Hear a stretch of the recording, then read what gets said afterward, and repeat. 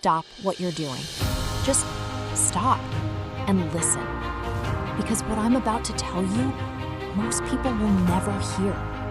Not because it's a secret, but because the world is too loud for them to hear it.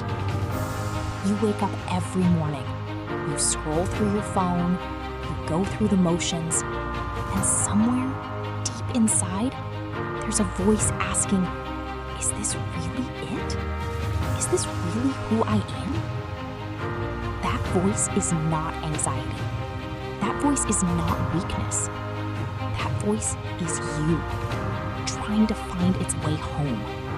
Today, we talk about the most important journey you will ever take. Not to another country, not to a better job, but inward, to yourself. Here is the truth nobody wants to say out loud. Most people today are not living their own lives. They are living a version of their life written by everyone else. Think about it. From the moment you were born, the world started programming you. Your parents told you what career was safe. Your school told you what intelligence looked like. Your friends told you what was cool and what wasn't. And social media? Social media became the loudest voice of all. Every day, thousands of images, thousands of people showing you what success looks like, what beauty looks like, what happiness looks like. And slowly, without even realizing it, you began to compare. You began to shrink. You began to ask yourself, why don't I look like that? Why don't I have what they have? What is wrong with me? Nothing is wrong with you.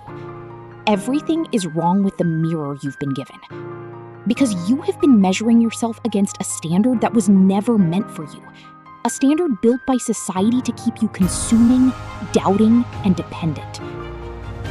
The real tragedy is not failure. The real tragedy is spending your entire life becoming someone you were never meant to be.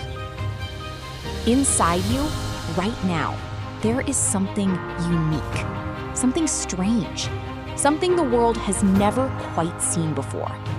Maybe it's the way your mind makes connections others can't. Maybe it's an obsession with something nobody around you understands. Maybe it's a passion you've been hiding because you're afraid people will laugh. That thing, that weird, unexplainable, embarrassing thing, that is your power.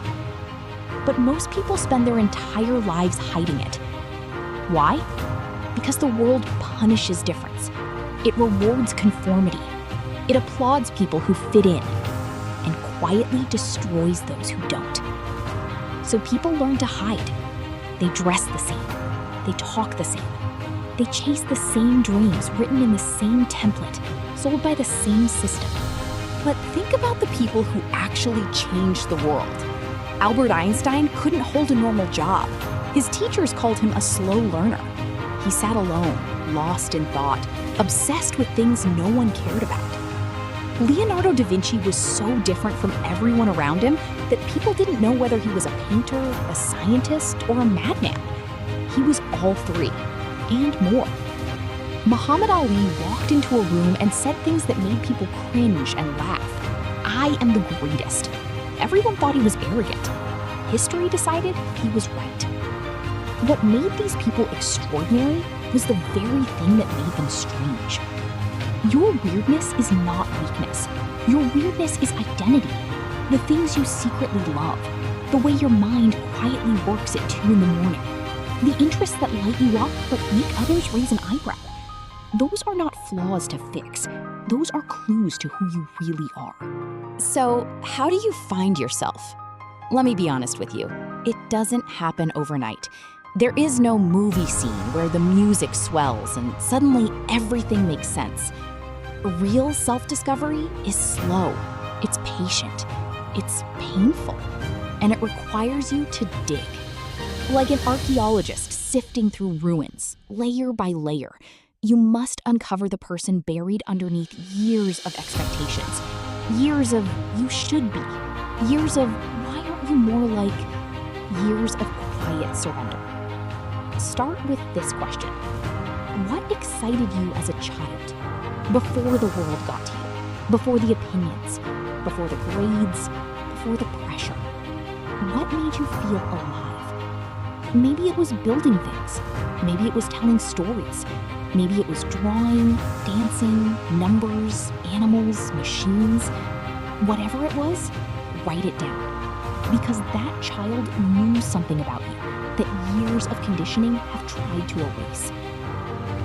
The second question is harder. What do you deeply love but have been afraid to admit? Not what looks good on a resume, not what your parents would be proud of, not what your friends would respect. What do you love? Because if you build your life on other people's approval, you will spend years running a race that leads somewhere you never wanted to go. And when you finally get there, tired, successful, and hollow, you'll ask yourself the most devastating question. Is this it? Is this really worth it? Don't wait until then to start looking for yourself. Start now. Let me tell you something uncomfortable. The world rewards conformity. If you dare to be different, if you dare to walk your own path, people will doubt you. They will laugh at you, they will misunderstand you, and some will actively try to pull you back to where they are. Good. Because pressure creates strength. Opposition creates growth. And resistance is the very thing that separates the extraordinary from the ordinary. Muhammad Ali once said that without Joe Frazier, he would never have become the fighter he became. His greatest enemy made him his greatest self. Think about that. The thing you're fighting right now, the doubt, the criticism, the obstacles, that is the resistance training your soul needs. Without struggle, there is no transformation. Easy lives create comfortable people. Difficult lives create depth. Look at 50 Cent. Before he became one of the most powerful names in music and business, he was dropped by his record label, shot 9 times and left for dead. Nobody believed in him. The industry closed every door. But instead of quitting, he adapted. He stopped waiting for someone to give him permission. He built his own way. He distributed his own music. He connected directly with the streets, with the people. And he came back, not just as an artist, but as a force. That failure didn't break him. It built him. Because sometimes success too early destroys people. Success without struggle creates arrogance, fragility, people who fall apart the moment things get hard. But failure teaches you survival. It teaches you strategy. It keeps your feet on the ground. It shows you who you really are when nobody is watching, when nobody is clapping, when nobody believes. That's where character is born. Here's what I want you to hear right now. You do not need to have everything figured out today. If you are in your 20s and feel completely lost, that is normal. That is not a sign something is wrong with you. That is actually a sign that you are awake enough to ask the right questions. Most people sleepwalk through their 20s, chasing things they were told to want. The job, the salary, the status.